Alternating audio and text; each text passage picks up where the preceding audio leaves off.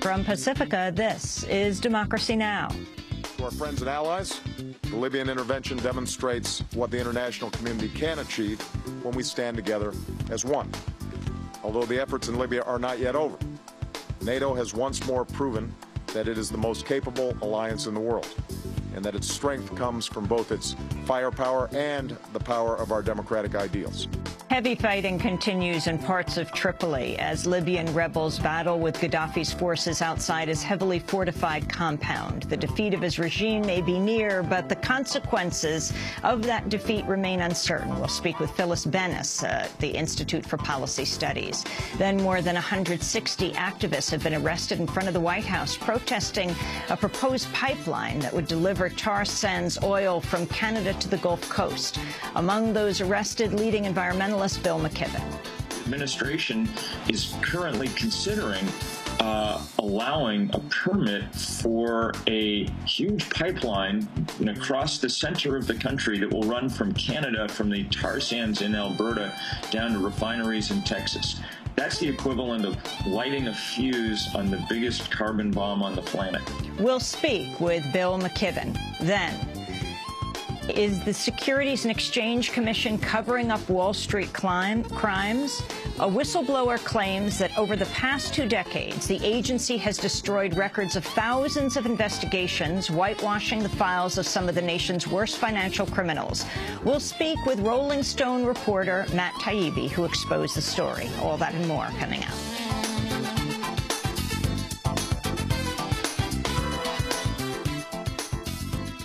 Welcome to Democracy Now!, democracynow.org, The War and Peace Report. I'm Amy Goodman. A son of Muammar Gaddafi, previously reported captured, made a surprise appearance with jubilant supporters in Tripoli overnight, urging loyalists to fight off rebels.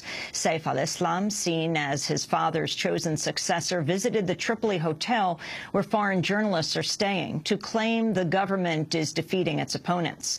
Saif's arrest had been reported both by rebels and the International Criminal Court in The Hague. It's unclear if the rebels lied about his capture or if he escaped. The rebels have also claimed 2 of Gaddafi's other sons were detained, but have provided no evidence.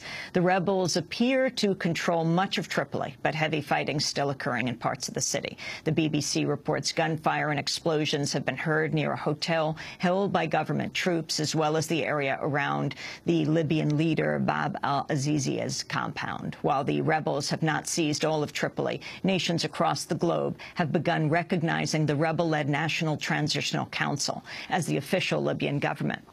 Mahmoud Nakoua is a Libyan charge d'affaires in London. It is a great day in Libya. They achieved their victory, our fighters. We now folded the last page in the era of dictatorship, Gaddafi, and we start a new era in Libya. We are going to build democratic country. Allahu Akbar, Allahu Akbar, Allahu Akbar. Freedom and liberty. We are proud for what our fighters have done. More details are emerging on how the U.S. and NATO forces played a key role in the Libyan rebel push into Tripoli. Between August 10th and 22nd, the U.S. carried out 17 Predator drone strikes and 38 airstrikes. Overall, the U.S. has carried out 1,210 airstrikes and 101 Predator drone strikes in Libya since April 1st.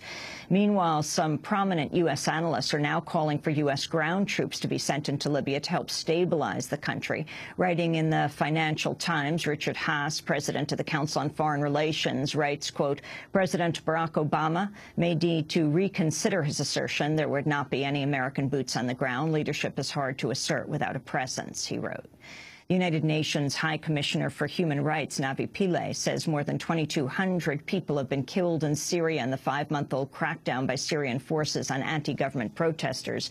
On Monday, Pillay outlined the findings of a new UN report on Syria. Concluded that while demonstrations have been largely peaceful, the military and security forces have resorted to an apparent shoot-to-kill policy. Snipers on rooftops have targeted protesters, bystanders who were trying to help the wounded, and ambulances. The mission also documented incidents of summary execution outside the context of the demonstrations and during house-to-house searches and in hospitals. Victims and witnesses reported widespread attempts to cover up killings by the security forces, including through the use of mass graves. At least 600 people have been reportedly killed, nearly 1,000 injured in South Sudan in a massive cattle raid. The United Nations says members of the Merle ethnic group attacked 3 villages of the Lunur community. It's the largest attack since the July 9th independence of South Sudan. As many as 250,000 people were forced to flee their homes. Doctors Without Borders said its compound was looted and partially burned during the raid. At least 1 staff member of the organization was killed. 17 other members of the group's staff in South Sudan remain unaccounted for. In other news from Africa, a suspected U.S. drone crashed over the weekend in the Somali capital of Mogadishu. In banking news, the Obama administration is reportedly putting increasing pressure on New York Attorney General Eric Schneiderman to agree to a broad state settlement with banks over questionable foreclosure tactics. The federal settlement has been widely criticized because it would insult the nation's largest banks, including Bank of America, Citigroup, J.P. Morgan Chase, and Wells Fargo, from all criminal investigations in exchange for civil fines. Schneiderman and others have opposed the settlement because they say it would restrict their ability to investigate and prosecute wrongdoing in a variety of areas, including the bundling of loans and mortgage securities. In other business news, share prices for Goldman Sachs dropped almost 5% Monday after reports that Goldman Sachs CEO Lloyd Blankfein has hired high-profile Washington defense attorney Reed Weingarten. The move to retain Weingarten comes as federal investigations of Goldman and its role in the financial crisis continue. In April, a Senate committee released a scathing report that criticized Goldman for exploiting clients by unloading subprime loan exposure onto unsuspecting clients. The Justice Department has launched its own investigation of the firm. In addition, New York prosecutors have subpoenaed the bank to explain its actions in the run-up to the financial crisis. In other banking news, Swiss giant UBS AG has announced it's cutting 3,500 jobs worldwide. The move comes just days after Bank of America said it would cut as many as 10,000 jobs. The head of the credit ratings agency Standard & Poor's, Devin Sharma, is leaving the company at the end of the year. Sharma's announcement comes just 2 weeks after S&P's decision to reduce the U.S. credit rating for the first time ever. He's being replaced by Douglas Peterson of Citibank. Meanwhile, a former executive at Moody's has come forward to say that the credit agency intimidated and pressured analysts to issue glowing ratings of toxic, complex, structured mortgage securities. William Harrington said the credit rating agencies suffer a conflict of interest because they're paid by banks and other big companies but are supposed to rate them without bias. In presidential campaign news, Texas Governor Rick Perry is trying to distance himself from views he expressed in a book he published just 9 months ago. In his book, Fed Up, Our Fight to Save America from Washington, Perry attacks Social Security, Medicare, and Medicaid as, quote, fraudulent systems designed to take in a lot of money at the front and pay out none in the end. Perry also called Social Security, quote, a crumbling monument to the failure of the New Deal, which was implemented, quote, at the expense of respect for the Constitution, he wrote.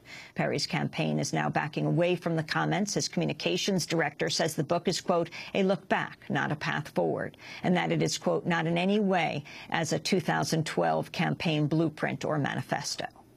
In other news from Texas, the state's unemployment rate rose to 8.4% in July, the highest it's been since 1987. Amnesty International has condemned the conviction of 2 Americans held in Iran for spying and illegally crossing the border. Amnesty said the 8-year jail sentences for Shane Bauer and Josh Fatal, both 29, make a mockery of justice and are designed to be used as, quote, a bargaining chip to allow Iran to obtain unspecified concessions from the U.S. government. No evidence has even been presented to suggest the men were involved in espionage. Bauer is a freelance journalist who's contributed to Democracy Now! NewsHour and other news outlets. Tensions rising in northern Iraq as Turkey's launched a major offensive against the Kurdistan Workers' Party, or PKK. Turkey's military says it has struck 132 PKK targets in Iraq over the past week and killed as many as 100 Kurdish guerrillas. New York prosecutors asked a judge Monday to dismiss sexual assault charges against former IMF chief Dominique Strauss-Kahn in a stunning reversal of one of its most high-profile sexual abuse cases in years. Strauss-Kahn was arrested in June on allegations of sexually assaulting a hotel maid in New York. The charges were dropped even though forensic tests found unambiguous evidence of a sexual encounter between Strauss-Kahn and the woman. Prosecutors reportedly had major doubts about the credibility of the hotel worker, Nafissatou Diallo, a 32-year-old immigrant from the African nation of Guinea. Diallo's lawyer, Kenneth Thompson, criticized the DA's decision. If the Manhattan District Attorney, who is elected to protect our mothers, our daughters, our sisters, our wives, and our loved ones, is not going to stand up for them when they're raped or sexually assaulted, who will? Thank you. Vice President Joe Biden's in Japan today, wrapping up his three-country Asian tour. On Monday, Biden stopped in Mongolia, where he was met by groups of protesters opposed to a possible U.S. plan to store nuclear waste in their country. A report in a Japanese newspaper in May said the U.S. and Japan plan to build a spent nuclear fuel storage facility in Mongolia, but Mongolia's government denied involvement in any such talks. The new statue honoring civil rights leader Dr. Martin Luther King was unveiled in Washington Monday. It's the first memorial on the National Mall not dedicated to a war, president, or a white man. The memorial is located on a 4-acre site on the tidal basin between the Lincoln and Jefferson memorials. The MLK Memorial consists of a 30-foot sculpture of King. On either side of the mountain is a 450-foot-long wall inscribed with 14 quotations from the famous orator's speeches, sermons, and writings. The sculpture was made in China by the sculptor Master Li Yixin. Harry Johnson is president of the Martin Luther King Memorial Project. In San Francisco, authorities arrested 45 people Monday during another protest against BART, the operators of the Bay Area train system. Demonstrators gathered to condemn the recent shooting of Charles Hill by BART police and BART's decision to shut down the cellular communications on August 11th ahead of another protest. And Canadian opposition leader Jack Layton has died at the age of 61. Layton headed the New Democratic Party and oversaw its rise from the smallest bloc in the House of Commons to the second largest. Shortly after he died, his family released a final letter Layton wrote to the Canadian people.